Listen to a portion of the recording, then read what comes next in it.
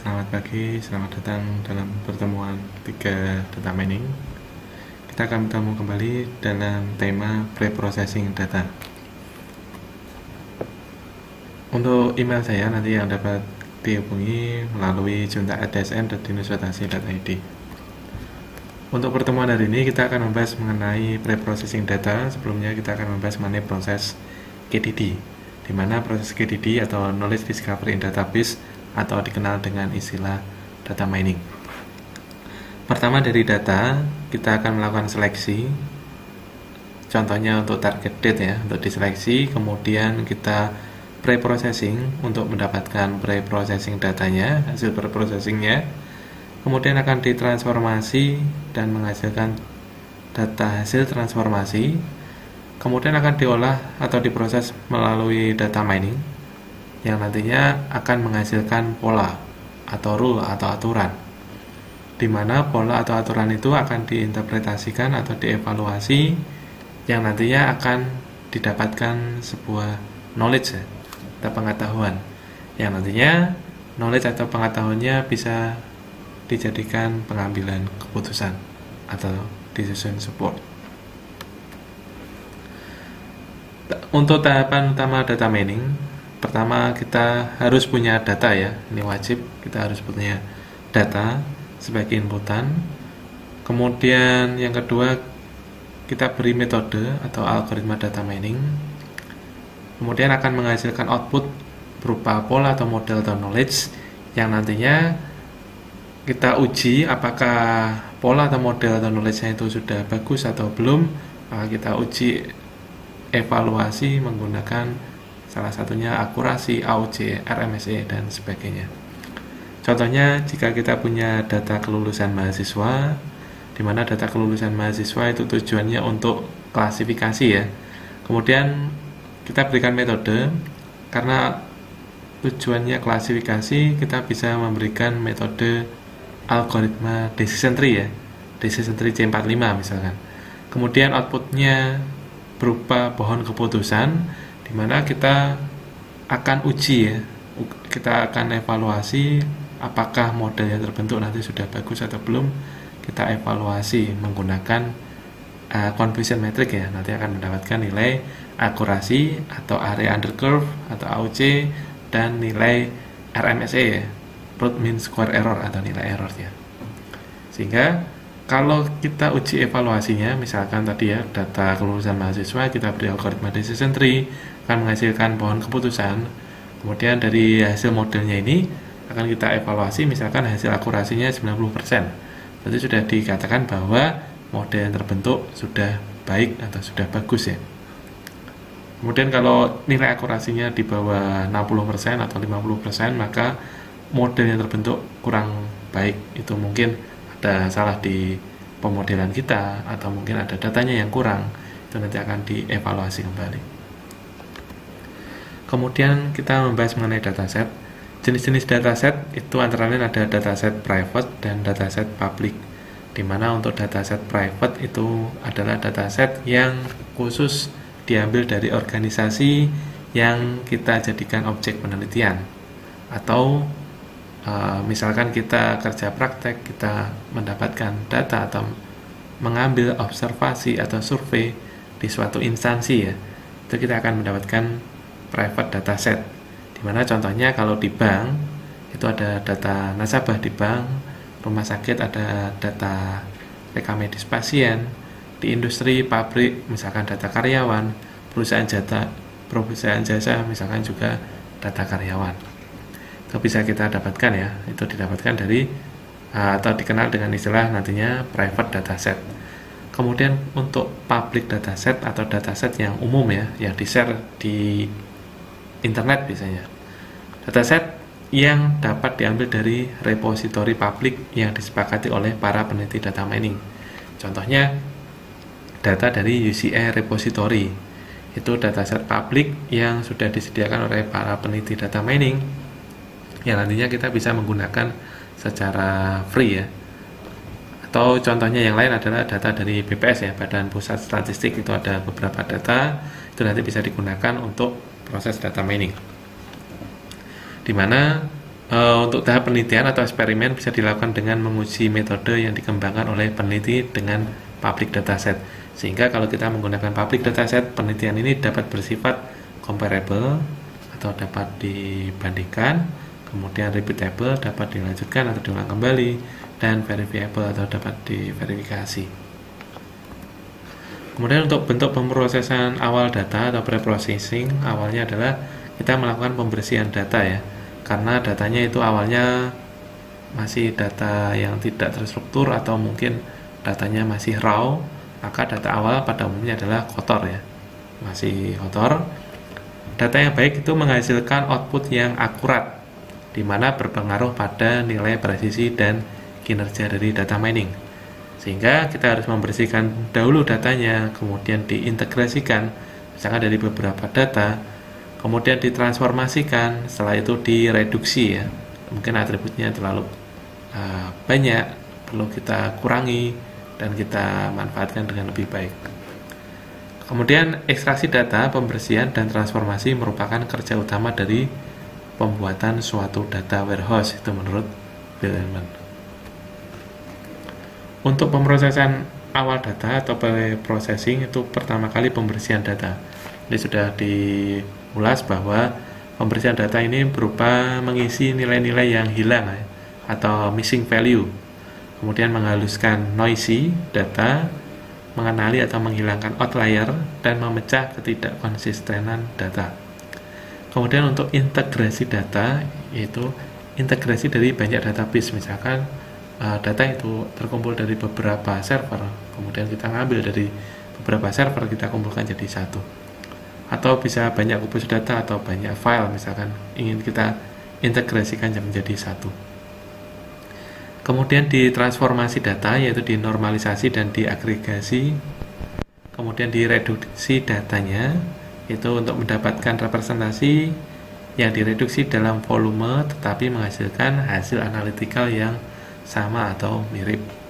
Kemudian didiskritisasi data, yaitu bagian dari reduksi data tetapi dengan kepentingan yang khusus, terutama data numerik. Misalkan kita awalnya datanya nominal, misalkan lulus tepat waktu iya atau tidak, kita ingin mengubah ke tipe numerik misalkan. Atau misalkan umur ya, umurnya 25, 23, 18, misalkan kita ingin umur dari numerik kita ingin ubah menjadi nominal, maka itu perlu didiskritisasi data, yaitu mengubah tipe data yang awalnya numerik diubah menjadi nominal atau sebaliknya. Kemudian kita membahas mengenai data sampah, yaitu data yang tidak lengkap ya, yang nilai-nilai atributnya kurang, mungkin atributnya tertentu yang dipentingkan tidak disertakan, atau hanya yang memuat data agregasi. Contohnya misalkan untuk atribut pekerjaan ini tidak ada isinya ya, kosong misalkan.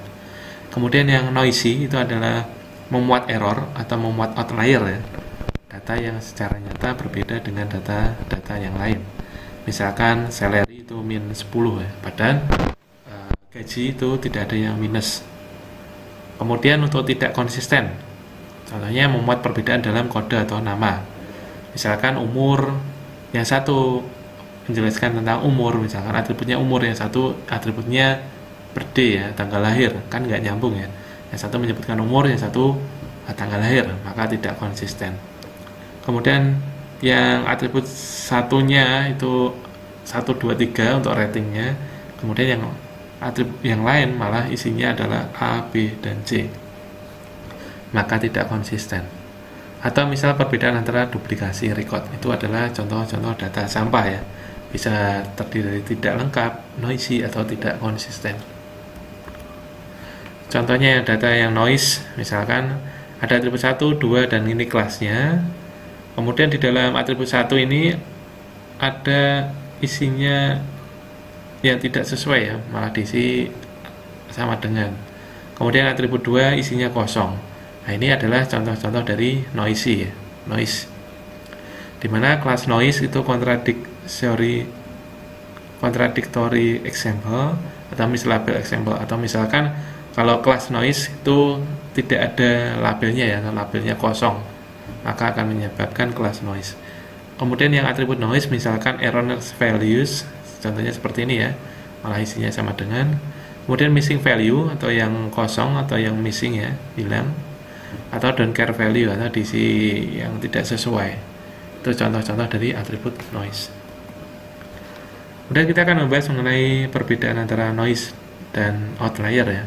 Dimana kalau noise adalah data yang tidak diinginkan atau salah. Contohnya seperti ini, noise. Ini ada kelas yang pertama, ini kelas yang kedua. Ini seharusnya kelas yang pertama dia malah masuk ke dalam kelas yang kedua, sehingga ini termasuk data yang noise. Kemudian kalau outlier adalah nilai dari data di luar ring atau di luar nilai yang diharapkan. Contohnya kalau ini kelas yang pertama, ini kelas yang kedua, kemudian kelas yang pertama dia malah jauh ya, nilai berada pada ring yang jauh sekali. Ini termasuk data yang outlier, dimana di luar ring atau di luar nilai yang diharapkan. Untuk mendeteksi noise itu lebih sulit daripada yang nilainya outlier, karena noise maupun outlier biasanya noise itu bisa menyerupai nilai yang diharapkan sehingga sulit untuk dideteksi. Baik noise maupun outlier sebaiknya dihilangkan ya pada saat proses preprocessing. Dimana tadi perbedaan outlier, kalau outlier itu data yang berada di luar jangkauan data yang diharapkan, sedangkan noise adalah data yang tidak diinginkan dan salah. Itu perbedaan antara outlier dengan noise. Untuk penanganan missing value atau data yang tidak lengkap, yaitu mengabaikan tabel atau record, itu mudah tetapi tidak efektif ya. Kalau kita untuk menangani missing value atau yang data yang tidak lengkap, itu kalau kita mengabaikan sebetulnya boleh ya, boleh, tetapi itu alternatif terakhir. Kemudian yang kedua, bisa mengisi nilai-nilai yang hilang secara manual. Ini effortnya besar, kalau datanya recordnya ada jutaan bahkan miliaran, itu akan kerepotan karena kita harus mengisi nilai-nilai yang missing atau yang hilang secara manual. Kemudian kita bisa mengisinya nilai-nilai yang hilang secara otomatis ya, baik dengan metode yang tepat atau menggunakan tools, misalkan menggunakan rapid manner ya, seperti video yang sudah saya buat sebelumnya, nanti akan saya berikan di kolom deskripsi. Yaitu menggunakan konstanta global, unknown, null atau kelas baru, atau bisa menggunakan nilai rata-rata atribut. Rata-rata atribut untuk seluruh sampel yang masuk ke dalam kelas yang sama. Nilai yang paling mungkin adalah atau yang berbasis inferensi seperti regresi, rumus Bayesian, atau pohon keputusan atau lain-lain. Ini adalah beberapa penanganan missing value ya untuk data yang tidak lengkap. Bisa mengisi nilai yang hilang secara manual atau diisi secara otomatis dengan pemberian unknown, null, atau menggunakan nilai rata-rata dari atributnya atau nilai yang sering muncul. Itu beberapa opsi yang bisa kita gunakan. Atau yang paling terakhir ya, alternatif terakhir nanti bisa diabaikan saja untuk recordnya. Contoh missing value atau data yang tidak lengkap itu contohnya seperti ini. Pada record yang pertama itu untuk atribut head S ini kosong. Kemudian yang record ketiga temperatur itu juga kosong. Yang kelima ini head S juga kosong. Untuk yang ke-8 temperatur dan nausea ini juga kosong. Ini adalah contoh-contoh data yang missing value atau datanya tidak lengkap atau hilang yang disebabkan oleh human error mungkin. Di mana beberapa rekod data memiliki atribut dengan nilai yang tidak sesuai atau kosong, contohnya seperti ini. Itu yang missing value. Cara yang pertama adalah menghapus record missing value. Ini berarti kita caranya menangani missing value dihapus saja ya. Ini yang paling mudah. Contohnya record pertama ini kita hilangkan, record ketiga kita hilangkan, record kelima kita hilangkan, record ke-8 kita hilangkan. Ini bagus, efektif, tetapi jika datanya terlalu sedikit maka tidak sesuai ya, tidak bagus untuk dilakukan. Sehingga kalau datanya hanya sedikit maka tidak perlu dihapus ya. Bisa menggunakan cara yang lain nanti, cara kedua, tiga, dan seterusnya. Tapi kalau datanya banyak sekali, kita hanya menghapus beberapa ya, tidak ada 1%, maka ini boleh dilakukan. Contohnya seperti ini tadi. Misalkan kita menghapus data-data yang missing value pada record yang pertama 3, kemudian record yang kelima, record yang ke-8, yang kosong-kosong ini kita hilangkan sehingga kita mendapatkan record yang lengkap. dari data 1, 2, 3, dan 4. Record 1 sampai record keempat datanya lengkap. Kemudian untuk cara yang kedua, bisa memberikan nilai yang paling dominan yang dimiliki oleh atribut tersebut. Contohnya yang ini, height, ininya kosong, head s-nya kita cari yes, no, yes, no. Ini yang paling banyak apa? Dominan yes ya. Berarti ini bisa diisi untuk atributnya yes. Kemudian yang atribut ketiga, dominannya high, very high, high, normal. Maka yang ketiga ini bisa diisi high. Kemudian yang head s ini, misalkan high, yang di sini tadi sudah ya yes ya. Maka atribut yang kelima ini bisa diisi yes. Kemudian yang ke-8 ini, untuk temperatur yang paling dominan atau yang sering muncul adalah high, maka bisa diisi high. Kemudian yang noisy ini yang dominan adalah yes, karena jumlahnya yes ada 1, 2, 3, 4. Kalau yang no ada 1, 2, 3. Maka yang dominan adalah yes, maka ini diisi dengan yes. Itu adalah cara yang kedua ya, untuk memberikan nilai yang paling dominan atau yang sering muncul yang dimiliki oleh atribut tersebut. Kemudian cara yang ketiga adalah memberikan nilai berdasarkan pola nilai pada atribut yang lain. Contohnya yang seperti ini, high di sini tidak muncul ya, ini kosong. Kemudian yang kedua keluarnya yes, yang keempat ini keluarnya yes, dan yang terakhir ini yes. Maka polanya setelah itu adalah yes ya. Yang kebanyakan ini yes, maka semuanya keluarnya yes. Maka ini bisa diisi dengan yes. Kemudian selanjutnya ini no, no, no, no. Kita lihat polanya yang lain. Yang kebanyak no-nya itu biasanya normal ya. Maka ini bisa diisi normal. Contohnya seperti itu. Kemudian yang ini yes, yes. Ini bisa diisi sebagian besar yang yes itu ada di high. Berarti ini bisa diisi dengan high. High. Jadi kita seperti menerka-nerka ya, memprediksi. Ini agak sulit cara yang ketiga ini ya. Karena kita harus melihat pola dari record yang lain ya. Untuk menentukan atributnya ini, kita harus menentukan dari pola dari record yang lain. Kemudian selanjutnya cara yang keempat adalah memberikan semua variasi nilai dari atribut. Contohnya yang pertama high, kemudian yang ini yes. Untuk head s ini kan ada dua ya, yes dan no. Maka yang high kita berikan high yang yes, kemudian yang kedua high yang no ya. Berarti kita memberikan beberapa kemungkinan. Dan yang ketiga ini karena ada high, very high, dan normal, maka yang ketiga ini ada 3 versi, yaitu yang high, very high, dan normal. Kemudian yang kelima ini yes dan no. Kelima ini yes dan no. Kemudian yang ke-8 ini yang banyak ya, ada 2 kali 2, berarti ini ada 3 ya, 3 kemungkinan. 3 di sini ada 2. Berarti ini bisa high yang yes, high yang no, very high yang yes, very high yang no, normal yang yes, dan normal yang no. Jadi jumlahnya keseluruhan ini dari 8 record, kemudian diberikan semua variasinya menjadi 17 record ya kurang lebih. Jadi bisa 2 kalinya bahkan lebih. Kemudian cara yang kelima yaitu memberikan semua variasi nilai berdasarkan pola nilai pada atribut yang lain.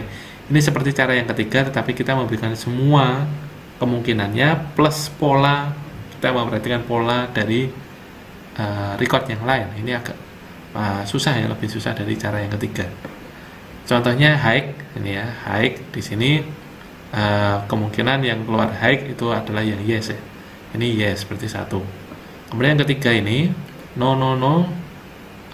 Polanya kalau no, no, no ini ya, ini bisa yes, bisa normal ya, normal, maka bisa diberikan normal, atau yang high ya. Yang high ini juga berpotensi, sehingga kita bisa memberikan normal dan high. Kemudian yang selanjutnya, misalkan yang kelima ini yes dan no ya, ini yes dan no, kita bisa memberikan high yang yes dan no. Kemudian yang ke-8 ini kita bisa memberikan, kalau ini yes, yes, kebanyakan yes ya, kebanyakan yes berarti di high dan very high, di high dan very high. Dimana yang high ini di sini yes dan no, kita berikan high yang yes dan no, dan very high yang yes dan no. Kenapa kita tidak memberikan normal? Karena yang normal ini kebanyakan no ya, no-nya lebih dari 2, dan ini yes-nya lebih dari 2, maka tidak mungkin untuk normal, sehingga kita berikan kemungkinan Yang normal tidak mungkin ya, karena dari dua atributnya ini yes, dan yang normal ini yesnya cuma satu. Jadi kita mempertimbangkan kemunculan dari record yang lain. Nah, ini harus menebak-nebak ya. Ini cara kelima lebih sulit dari cara yang ketiga tadi. Kemudian cara yang keenam ini yang mudah ya. Kita bisa memberikan nilai rata-rata atributnya. Contohnya yang temperatur ini kita rata-rata semua itu untuk memberikan nilai pada atribut ketiga dan ke-8. Ketiga ini rata-ratanya 99,2, ke-8 juga kita berikan nilai rata-ratanya 99,2. Itu beberapa cara yang digunakan untuk mengantisipasi missing value ya. Untuk nilai rata-rata ini hanya digunakan pada data numerik, untuk data nominal tidak bisa. Kemudian kita mencoba implementasinya menggunakan Python ya. Untuk tools yang bisa digunakan untuk Python, kita bisa menggunakan IDE yang dari Python, atau bisa menggunakan tambahan IDE Visual Studio Code, atau bisa kita menggunakan Anaconda ya, Anaconda, IDE-nya Anaconda. Kemudian kita bisa menambahkan environment-nya Jupyter Notebook, TensorFlow, kemudian tambahkan library-nya NumPy, Pandas, kemudian library-nya Matplotlib dan Sklearn atau Scikit-learn. Untuk implementasi preprocessing di sini saya akan menggunakan Google Colab ya.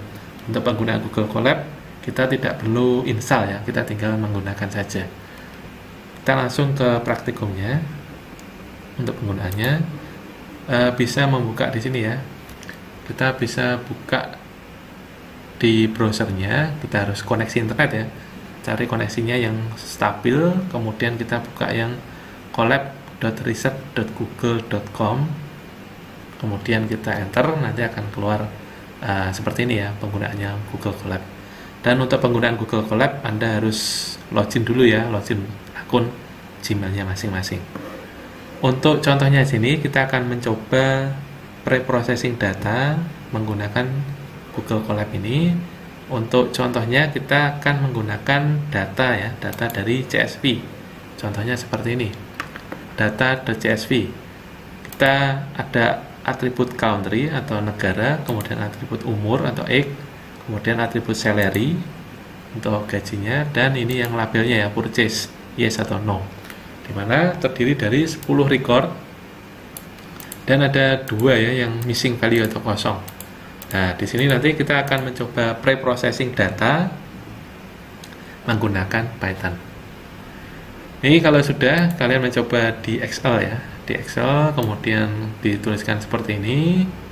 Kalau sudah nanti di file save as, kemudian kita simpan dengan nama ya, dengan nama data.csv. Kemudian ini dipilih yang save as type-nya CSV ya, comma delimited. Kemudian kita save gitu ya. Contohnya seperti itu. Kalau sudah, kita akan mengupload ya, mengupload filenya ini ke dalam repositorinya Google Colab dalam sini. Caranya bagaimana? Caranya kita klik yang bagian sini untuk tabel of content-nya, kemudian klik bagian file, gambar folder, kemudian kita bisa menambahkannya di sini ya, menambahkan filenya nanti di sini. Caranya kita upload ya, upload filenya di sini, kita klik upload to session storage. Untuk setiap kita menggunakan Google Colab, ini ya namanya data.csv. Kemudian kita buka. Oke. Ini kita sudah berhasil memasukkan data.csv di dalam session ya, session storage-nya ini. Session storage-nya dari Google Colab. Kalau sudah, nanti kita bisa memanggilnya ya, memanggil menggunakan function readCSV yang dari library Pandas. Kemudian sebelum melanjutkan, kita simpan filenya dulu ya di sini ya. Kita bisa rename namanya. Kita rename misalkan, kita double klik saja, kita ganti namanya adalah preprocessing data. Ya, preprocessing data. Kita simpan ya.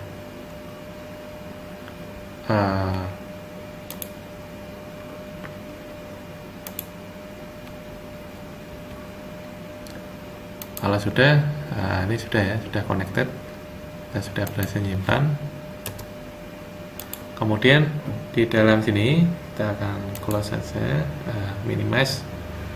Kemudian kita bisa ketikkan codingannya di sini. Contohnya kita import library yang dibutuhkan ya. Kita bisa import library NumPy. Kemudian kita misalkan NumPy as np ya. Jadi nanti kalau nanggil library-nya lagi, kita cukup panggil dengan np saja, variabel np. Kemudian library NumPy ini digunakan untuk mengelola komputasi metrik ya. NumPy ini library andalan dari Python yang digunakan untuk komputasi matriks. Kemudian kita import yang kedua adalah import matplotlib ya. matplotlib.pplot pyplot as plt ya. Jadi matplotlib ini digunakan untuk presentasi data berupa grafik atau plot ya. Jadi kalau kita ingin menggunakan grafik atau plot, kita bisa menggunakan library matplotlib. Kemudian kita misalkan nanti variabelnya kita tinggal panggil plt saja. Kemudian yang selanjutnya kita import library pandas ya. Pandas di mana library pandas ini digunakan untuk mengambil atau mengimpor data ya dari sumber luar. Misalkan nanti kita ingin mengimpor file CSV, file Excel, file TXT, itu kita bisa menggunakan library pandas. Kemudian langkah selanjutnya adalah kita baca datanya ya. Tapi sebelum itu kita coba untuk menjalankan ya. Kita nanti coba tes satu code ya di sini ya. Kita tes karena tidak ada perubahan, maka waktu dijalankan ini berarti sudah berhasil ya, sudah berhasil. Kemudian di dalam Google Colab ini kita bisa menambahkan teks ya, misalkan untuk digunakan untuk kata-katanya misalkan digunakan untuk sebagai dokumentasi atau teksnya. Misalkan kita bisa memberikan NumPy digunakan untuk komputasi matriks, misalkan seperti itu. NumPy merupakan library Python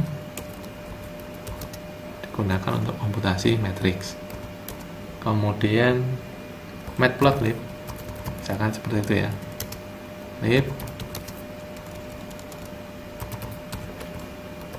Matplotlib merupakan library Python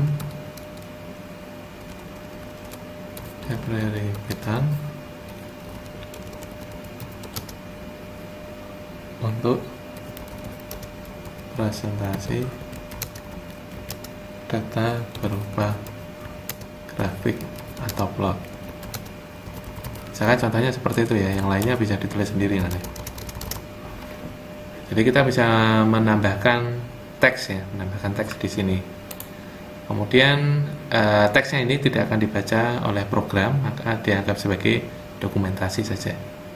Kemudian kita bisa menambahkan code lagi di bawahnya di sini, karena kita sudah berhasil ini ya, memanggil 3 library yaitu NumPy yang digunakan untuk komputasi metrik, matplotlib untuk presentasi data berupa grafik atau plot, kemudian pandas untuk mengimport ekstensi dari luar, misalkan CSV atau TXT atau file Excel misalkan.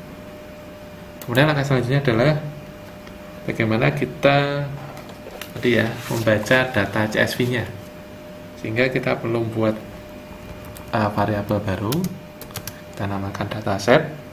Kemudian kita panggil library pandas ya, karena untuk mengimport atau membaca data dari sumber luar, maka kita perlu library pandas.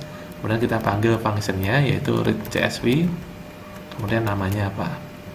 Read CSV, namanya tadi sudah di import di session ya, session source ya, CSV. Contohnya seperti itu. Yang kita bisa cek di sini gambar folder ini data.csv.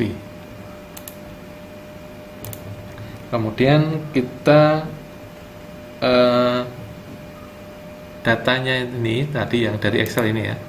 Dari Excel ini kita ingin membagi ke dalam dua variabel, di mana variabel X dan Y.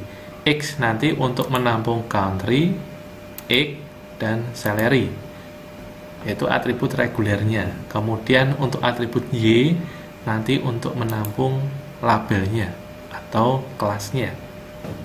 Sehingga kita bisa menggunakan variabel X, nanti disamakan ya. Kalau X-nya kecil-kecil semua karena ini case sensitive. X sama dengan dataset tadi ya, dari CSV-nya dataset.inlog. Kemudian kita ambil semua recordnya, T2, kemudian kita ambil kolomnya semua kecuali yang terakhir ya. Cara nulisnya seperti ini. Kita ambil recordnya semua kecuali yang terakhir. Kemudian dot values. Ini maksudnya adalah dari sini kita X membuat variabel X yang nanti akan memasukkan kolom country, X dan salary ya, kecuali purchase. Jadi ini cara menuliskannya seperti ini. Kemudian untuk yang selanjutnya kita menggunakan mendeklarasikan atribut ya, atribut Y yang nantinya digunakan untuk menampung sisanya ya, yaitu yang labelnya. Itu kita ambil semua recordnya, kemudian recordnya yang terakhir ya, yang terakhir adalah min 1, kemudian berikan nilainya semua.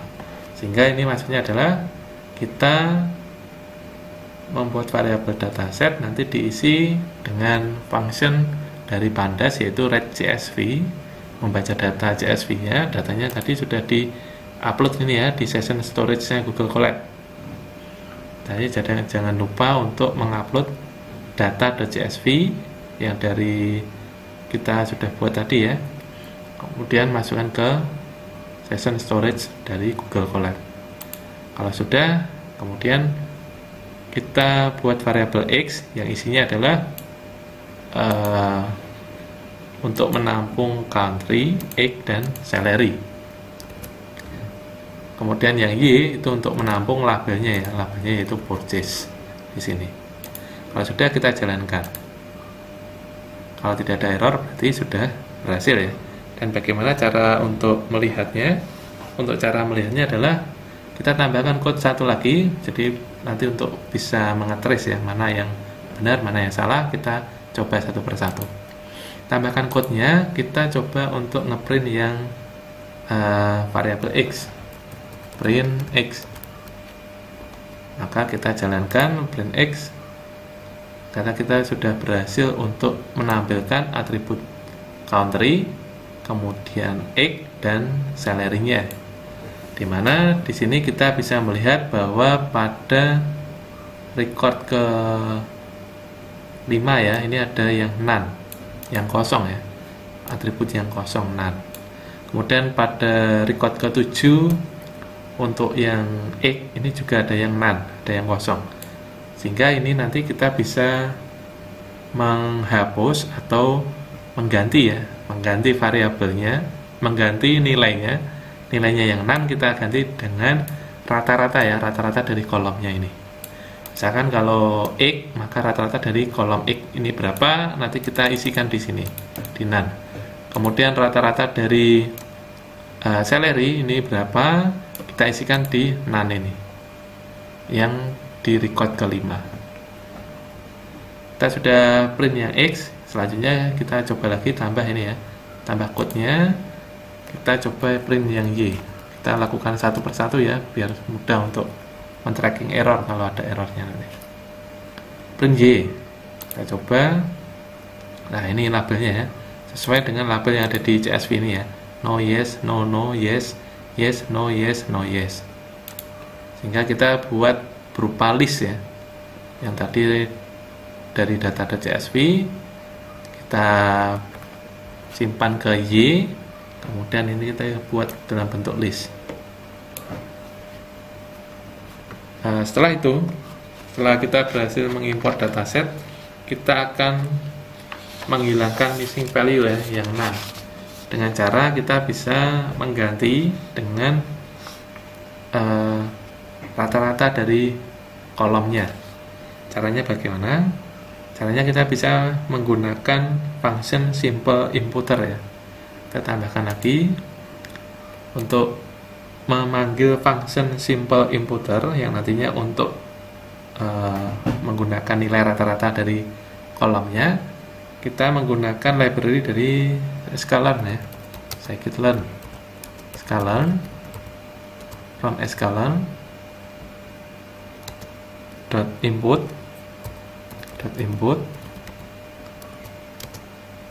kita panggil functionnya ya, import simple inputter ya. Kemudian kita buat variabel inputter sama dengan kita panggil simple inputter, kemudian missing value sama dengan kita mendeskripsikan bahwa variabel missing value nanti adalah yang dari NumPy. Kita gunakan function untuk yang mendeteksi none ya, untuk mendeteksi yang nilainya none ya. Jadi kita panggil library NumPy np dot kita yang isinya none. Kemudian strateginya adalah kita ganti dengan yang nilai rata-rata ya, kita gunakan min. Sebetulnya kita bisa mengubah missing value dengan nilai modus ya, yang sering muncul bisa, atau berikan median nilai tengah. Tapi sebagian besar bisa menggunakan nilai min atau rata-rata. Kita coba menggunakan nilai min. Kemudian kita fitkan ya, kalau sudah harus di fitkan inputter.fit. Kita simpan kembali ke dalam variabel x ya, x. Jadi kita nanti override x, kita ambil semua recordnya, kemudian ambil dari kolom pertama sampai yang ketiga. Karena di sini untuk kita gunakan itu ada kolom 1, 2, dan 3 ya. Kita ambil, kemudian kita fitkan. Setelah itu kita transformkan ya, dari x variabelnya tadi yang semua record kita gunakan dari kolom 1 sampai 3, kita inputterkan ini ya. Terus tadi kita transform, kemudian masukkan ke dalam variabel x tadi. X kita ambil semua record, kemudian kolom ke 1 sampai ke 3. Nah ini ya, ini untuk codingnya. Jadi penjelasannya bahwa untuk mengubah nilai none ini dengan nilai rata-rata ya, dengan nilai rata-rata dari kolomnya, maka kita menggunakan function simple inputter yang didapat dari library sklearn, kemudian ngambil dari folder input, dimana kita panggil di sini simple inputter. Kita ingin mendeteksi missing value-nya menggunakan library NumPy ya, NumPy kemudian none. Jadi kita akan mendeteksi yang none ini, yang kosong. Kemudian kita ganti strateginya adalah yang kita kasih nilai rata-rata. Kemudian kita fitkan di sini.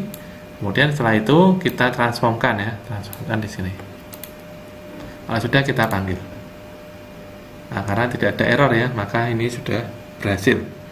Kemudian speknya kalian menjalankan hanya sekali ya, hanya sekali.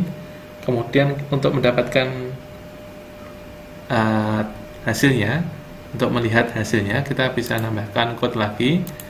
Kemudian kita print ya, print x. Karena tadi kita simpan ke dalam x ya, variabel x lagi ditimpa ya, di override. Kita jalankan. Maka pada atribut kelima ini ya, pada atribut kelima yang none sudah diganti dengan nilai rata-ratanya. sudah berhasil diganti dengan nilai rata-ratanya. Yang sebelumnya ini none pada ini ya, record Germany ini none, dan record Spain ini none juga, maka sudah diganti dengan nilainya ini, dengan nilai rata-rata. Ini lebih baik daripada kosong ya, kita berikan nilai rata-rata. Kemudian setelah itu kita bisa untuk pemrosesan selanjutnya kita akan mengubah yang nominal seperti ini. Kita tidak akan bisa untuk melakukan komputasi ya. Untuk melakukan komputasi kita harus mengubah ke dalam bentuk matriks, sehingga yang data-data nominal ini kita ingin mengencoding, kita ubah dalam bentuk matriks. Bagaimana caranya? Caranya kita memanggil lagi library dari Escalan .compose, kemudian kita panggil functionnya column transformer, kemudian kita panggil function one hot encoder ya, untuk mengubah ini ya, mengubah kolom country ke dalam country ini dalam bentuk matriks menggunakan kolom transformer. Kemudian menggunakan juga yang kedua adalah function one hot encoder ya, dari library Escalan. Kemudian kita panggil dari preprocessing foldernya processing, kita import functionnya, namanya adalah one hot encoder ini ya, one hot encoder. Kemudian kolom transformer CT ya, kita singkat saja ini atributnya. Untuk membuat variabel CT sama dengan kita panggil kolom transformer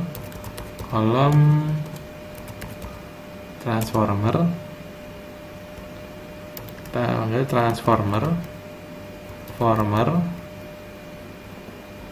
sama dengan kita buat encoder, kita gunakan encodernya, kemudian kita panggil functionnya adalah one hot encoder,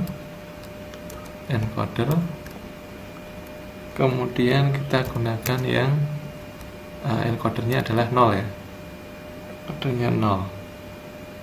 Kemudian kita gunakan remindernya. Nah, ini harus sesuai ya. Remindernya gunakan yang pastro. Nah, ini ya, remindernya gunakan yang pastro. Jadi CT ini adalah variabel yang kita gunakan untuk memanggil kolom transformer, dimana untuk kolom transformernya ini ya, kita ubah dari nominal, ini atributnya nominal, ke dalam bentuk matriks ya, dengan cara di encoder menggunakan function one hot encoder ya, one hot encoder.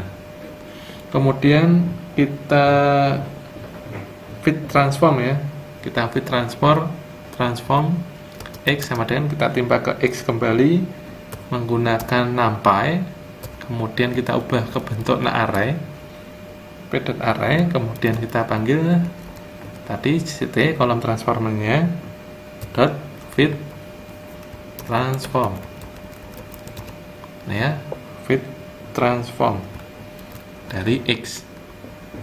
Nih, jadi kita penjelasannya adalah kita manggil kolom transformer, function kolom transformer dari library Escalan, kemudian dalam folder compose, dan kita manggil function one hot encoder untuk codingkan ya, mengencoding untuk dalam bentuk matriks ya, dari nominal ke dalam bentuk matriks menggunakan function one hot encoder di dalam library Escalan folder preprocessing. Kemudian kita panggil kolom transformer, kita simpan ke CT. Untuk encodernya menggunakan function one hot encoder ya, remindernya pastro. Kemudian kita ubah formatnya ke dalam ini ya, array menggunakan numpy, menggunakan library numpy. Kemudian kita fit transform. Kalau sudah, kita coba jalankan. Kalau tidak ada error berarti sudah berhasil. Kemudian untuk melihat hasilnya, ini cukup sekali saja ya menjalankan, jangan berkali-kali. Nanti kalau menjalankan lebih dari sekali, ini kita ubah ya, kita lihat dulu print X untuk melihat hasilnya, karena kita simpan kembali ke dalam X. Nah ini ya, kita sudah berhasil membuat France itu akan di encode ke dalam matriks 100. Kemudian yang Spain akan diubah ke dalam matriks 001, sehingga dibuat 3 order ya, matriks 3 order ini. Kemudian kalau kita menjalankan ini sekali lagi, maka akan diubah ke dalam matriks yang order 4, sehingga kalau kita jalankan lagi akan di encode ke matriks order 5 dan seterusnya. Kita cukup menggunakannya sekali saja ya untuk mendapatkan encode matriks order 3. Kemudian setelah kita berhasil mengencoding data kategori atau atributnya, kita langkah selanjutnya adalah mengencoding untuk labelnya ya. Karena ini labelnya masih yes dan no ya, masih yes dan no, kita ubah ke bentuk numerik ya. Bentuk numerik yaitu no itu kita ubah dengan angka 0, yes kita ubah ke dalam bentuk angka 1 misalkan, menggunakan function label encoder dari scikit-learn. Kita tambahkan codingnya lagi, from sklearn dot preprocessing ya, preprocessing kita panggil function label encoder ya, ini khusus untuk mengencoder label encoder. Kemudian kita buat variabel baru LE atau label encoder, sama dengan kita panggil label encoder ini ya, kita panggil fungsinya. Kalau sudah, kita masukkan ke dalam variabel y kembali ya, untuk menimpa ya, yang sebelumnya no yes kita timpa dalam bentuk ini ya, label encoder dot fit transform. Nah ini ya, fit transform dari variabel sebelumnya y, yang yes no tadi ya, no yes tadi kita ubah ya ke dalam bentuk 0101, yaitu menggunakan label encoder miliknya sklearn di dalam preprocessing. Kita jalankan, tidak ada error, berarti sudah berhasil ya. Coba kita tes dengan print y untuk melihat hasilnya. Print y, kemudian kita jalankan print y. Nah ini ya hasilnya ya, yang semula tadi adalah y, ini adalah no yes no yes, maka kita akan ubah menggunakan label encoder menjadi 01001, begitu seterusnya ya. Tetap ada 10 record, 1 2 3 4 5 6 7 8 9 10. Di sini tadi juga ada 10 record, 1 2 3 4 5 6 7 8 9 10. Jadi sama di Excel-nya ini ya, Excel-nya ini juga 10 record, dengan tadi dibagi ya, X itu untuk menyimpan atribut country, X salary, Y untuk menyimpan labelnya. Labelnya ada di purchase, dimana yang bentuknya nominal ini kita ubah ya, kita ubah ke dalam bentuk matrix. Kemudian yang ini kita ubah encode menggunakan label encoder ya, menjadi 0 dan 1. Dan kosong ini kita tadi isi menggunakan simple inputter untuk nilai rata-rata min. Itu kalau sudah semua ini, kita akan bagi datanya. Untuk langkah selanjutnya adalah membagi dataset ke dalam training dan testing ya. Kita bagi dua, data training dan data testing. Bagaimana caranya? Caranya kita tetap pakai library sklearn ya. Kita tambahkan, kita panggil library from sklearn dot, di dalam model selection ini ya. Dalam model selection kita import train test split. Nah, kita manggil functionnya train test split ya di dalam library sklearn, kemudian model selection. Setelah itu kita masukkan ya, masukkan untuk training yang atribut regulernya kita masukkan ke xtrain. Kemudian untuk testingnya kita masukkan xtest. Kemudian untuk labelnya ytraining dan ytest. Kita pisahkan ya menggunakan function yang tadi, train test split. Train test split. Kemudian apa yang akan di train test split yang dipisahkan apa? Atribut x nya tadi, kemudian y yang sudah di encoding tadi ya, menggunakan one hot encoder, kemudian menggunakan ini tadi yang y menggunakan label encoder.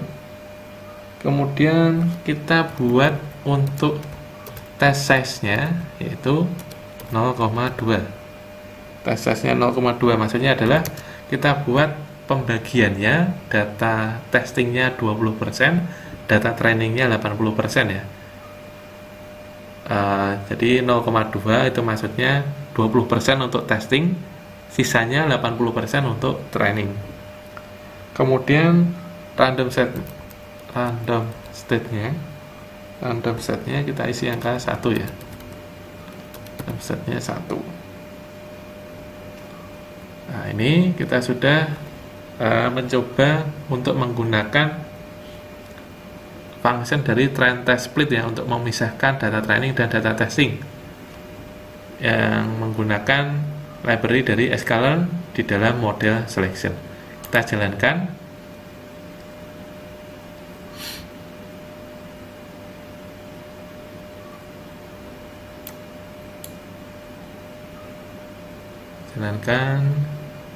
Sambil nunggu, mungkin ada koneksinya ini ya, jadi harus koneksinya bagus, stabil untuk mencoba dari ini ya.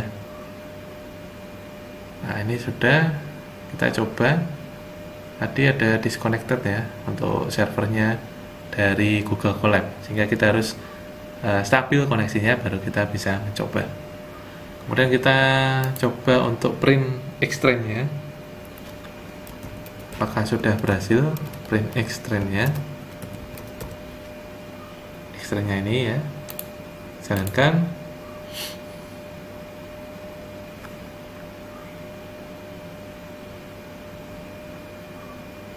Oh, rentamnya disconnected. Kita coba lagi. Nah, ini connected ya. Udah berhasil ya. Jadi kita sudah print xtrain nya. Ini kita coba. Ini ada 1, 2, 3, 4, 5, 6, 7, 8 ya. Ada 8. Jadi sesuai dengan pembagian tadi 0,2, jadi 20% untuk testing, 80% untuk training. Ya, ini yang x-nya yang tadi semula ini ada 10 akan di random state 1 tadi ya. Untuk merandom untuk mengambil 80% ya. 80% dari 10 berarti 8 ya. 8 record ya, disimpan ke dalam variabel xtrain. Kemudian kita coba lagi untuk ngetes untuk cek print dari xtest nya ya. Kita coba. Nah, xtest nya ini 2 ya, karena tadi pembagiannya ini adalah 0,2, 20%. 20% dari 10 record, maka hasilnya adalah 2. Kita sudah mendapatkan 2 dari data testingnya untuk atribut regulernya. Kemudian kita coba lagi untuk print yang ytrain nya. Ytrain nya berarti harusnya ada 8 data label ya, ytrain. Kita coba. Nah, ini ada 1, 2, 3, 4, 5, 6, 7, 8. Ada 8 data label untuk trainingnya. Kemudian kita tambahkan lagi untuk ngecek data testing untuk labelnya, ytest. Nah, ini ya, ytest.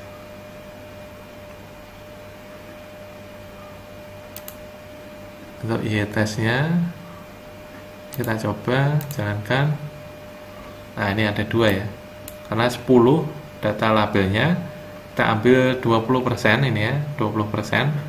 maka kita mendapatkan dua data label dari 10 data ya, karena 20% diambil hanya 2, sehingga kita sudah berhasil untuk membagi dataset ke dalam data training dan data testing.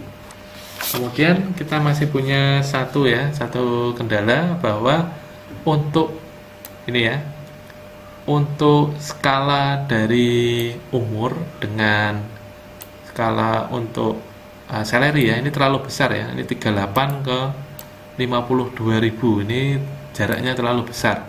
Kemudian ini ada 44 ke 72.000, maka juga terlalu besar.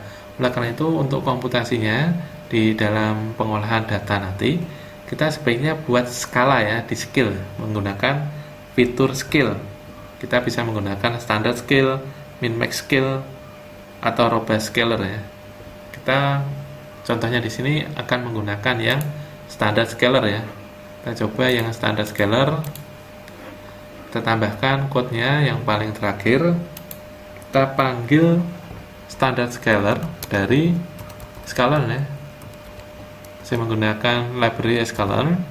Kemudian di dalam pre-processing kita panggil standard scaler. Kemudian kita panggil SC sama dengan standard scaler.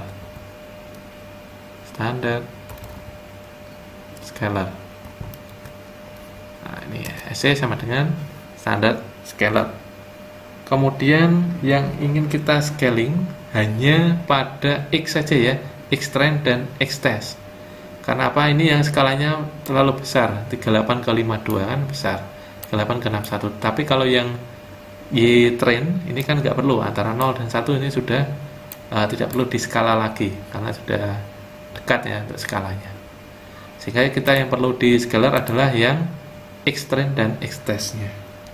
Sehingga kita buat Xtrain, kita ambil dari semua record, kemudian pada mulai kolom ketiga ya, mulai kolom ketiga sampai selesai. Mulai kolom yang ketiga ini ya, 1, 2, 3 ada di sini ya. Setelah 3 ini dari sini ke sini 3 sampai selesai. Kemudian kita fit transform, standard scalernya kita panggil, kemudian kita fit transform,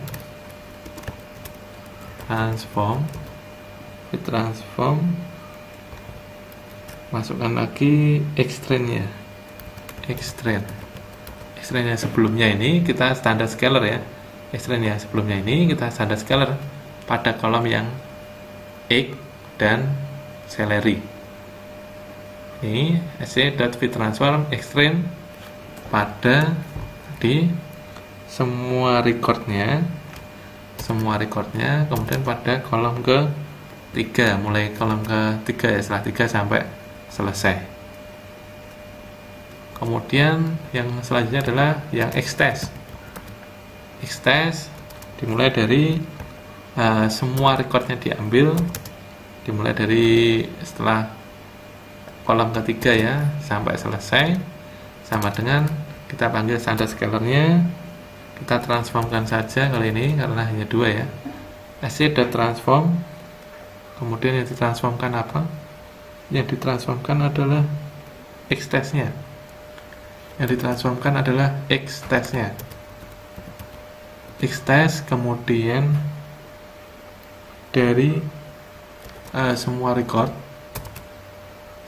kita ambil dari ketiga ya, kolom ketiga sampai selesai.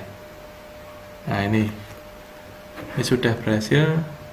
Kita panggil function standard scaler dari library scaler di dalam preprocessing. Kemudian yang kita standard scaler adalah yang Xtrain dan Xtest. Kemudian kita fit transform dan kita transformasikan. Kalau sudah kita coba jalankan, tidak ada yang error, maka ini sudah berhasil. Kita tinggal panggil Xtrain-nya yang baru ya, yang sudah di scaling. Coba print Xtrain. Nah kita panggil, kita jalankan, maka kita sudah berhasil untuk menskala ya, menscaling.